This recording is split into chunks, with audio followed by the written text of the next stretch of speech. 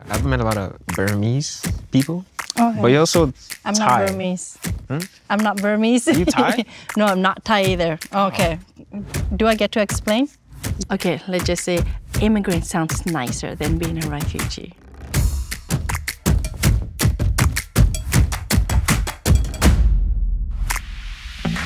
There you go. You're going to read the question the closest to your left thumb. Where's my left? Yeah. This one. Nice to meet you. All right, describe a food your family cooked or ate often. Well, I'm from Argentina, so we eat a lot of barbecue. I'm from Puerto Rico, so rice and beans, for sure. Yes, rice. I don't want to join the bandwagon, but definitely rice. Rice with stew. Have you tried arroz con gandules? I've not. That's Puerto Rican, really good. Chili paste for the Korean people. Yeah, it's Chili like when I paste. eat like Southeast Asian food, I'm like, this is like Nigerian food. What has been a highlight for you since moving to Minnesota? The diversity in the Twin Cities. Love that. I was like culture shock, let's just say. Like, whoa, there's so many Southeast Asians population here. Because I grew up in Idaho and it's very white. So yeah, so it was that. I was born in Myanmar and Thailand border. It wasn't safe for us to stay in our land anymore, so we were forced to flee. So I resettled in Idaho. That's my first home. In Minnesota, like I know there was a lot of like Korean people, but like I didn't know it was going to be like the largest. I moved here for a guy, my husband. What activities did you enjoy as a kid? I grew up in Nigeria, and a lot of people grew up in compounds. We were sheltered a little bit, so we'd open a gate and then we'd allow a goat to walk inside. Then we just chased the goat around. Yeah, that's what we did. Poor goat. Poor goat. I feel bad for the goat because it probably just came for food. Yeah. But, yeah. She was probably happy that you grew up. Yeah. Oh yeah. You're good at spinning. What is a fun fact that most people may not know about you? Fun fact. Ooh, I'm a children author. Ooh. Yeah, bilingual children author. So I wrote 2 books. Nice. I wrote it for my daughter and for my community. I want to see like my daughter go to the library and then see, oh wow, this book cover, like, you know, there's like a character that look like me growing up. I never really have a book in the house other than the Bible, like the Holy Bible. I want parents to read to their children. I never had like that one-on-one intimacy with like my parents, you know, that connections. I can never be rich, becoming an author just because I just want to hand out all my books. Here's for free, Okay, so each of these cards has a statement on it. Everybody else has to write on their paddle, yes, that's true, or no, that's not true. Living in Minnesota has given me more opportunities in education than in my country of origin. Ready? Yes. Yeah. Yes. Yes. All right, we all agreed. Yeah. Unanimous. That was the main reason why my family moved here. Like even in Nigeria, most people want to be like a soccer player or like a doctor. Yeah. But coming here, like I went to school for biology, but now I'm a filmmaker. Like those opportunities, I wouldn't even consider them to be something that's possible. People who like, if you tell them you're an artist, they'll be like, yeah, I'm an artist too.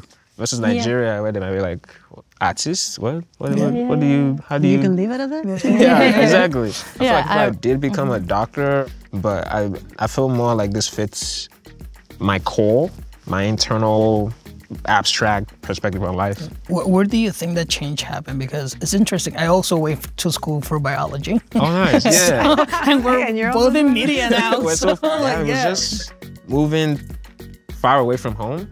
The school I went to was predominantly white, which there's a benefit to isolation in that you become more confident and you understand yourself a little bit more. Let's see. I always look forward to visiting my country of origin. Yes. It's fun to go back. Yeah, it's very rewarding to go back home. It's one of those times where you go back to the places that you remember, even though you remembered them differently. Yeah. But it's very I feel like when you're immigrants, it sounded like, you know, you have the option versus refugees. Like you don't. You became a refugee because our place that you used to call home is no longer safe for you and, you know, you're forced to flee. Do I get to explain? Yes. I do. Okay. So I'm Karen or Kenya, and it's an ethnic group from Myanmar. We have our own language, the cultures, but we're not Burmese. The Burmese are more of like the majority, and we are the minority. I grew up in like Thailand refugee camp, and like never visited my home because don't really have one. Like sometimes I get jealous of people who talk about home, or like where I came from.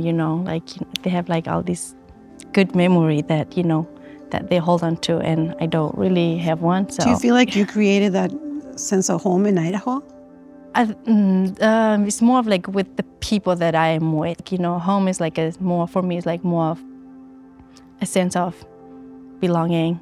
Mm-hmm. Yeah, so I know some people dream about going back someday, but it's just that the situation isn't getting any better over there. So I'm like, okay, you might as well like, take advantage of like growing and like, ground yourself, I feel like I am by culture Korean American, just because I have lived in two worlds. I came here and I was like so proud to be Argentinian. But after so many years, I realized that when I go back, I am not as Argentinian as they are. So you are in that limbo. And being involved with so many other cultures that you change a little bit. Like I do eat a lot of rice now, which I didn't before. We asked each of you to come up with the food from your childhood. So take a bite and give your authentic reaction to it. Let's do it. We got a date to then. Oh my God, this is so good. Sesame. It's like nutty. I tasted coconut at the end too. How do you call it? Kopi. Kopi. God, I love it. Yeah. It's a sticky rice snacks. When do you eat it? Mostly it's for the morning, coffee or tea. This reminds me of arroz con dulce. It's kind of like this sticky rice that you have. We mostly do it during the holiday season.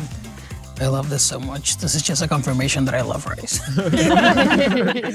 And now my hands are sticky. Something I'm taking away is just how different everybody's immigration story is. Remona, you coming from a refugee camp and your definition of home being more of something in your heart. Yeah. I don't know. I guess we carry our home with us. I carry my home with me. Culture for that. This is random. Do you like cheese? Here, people eat more cheese than we do in Puerto Rico.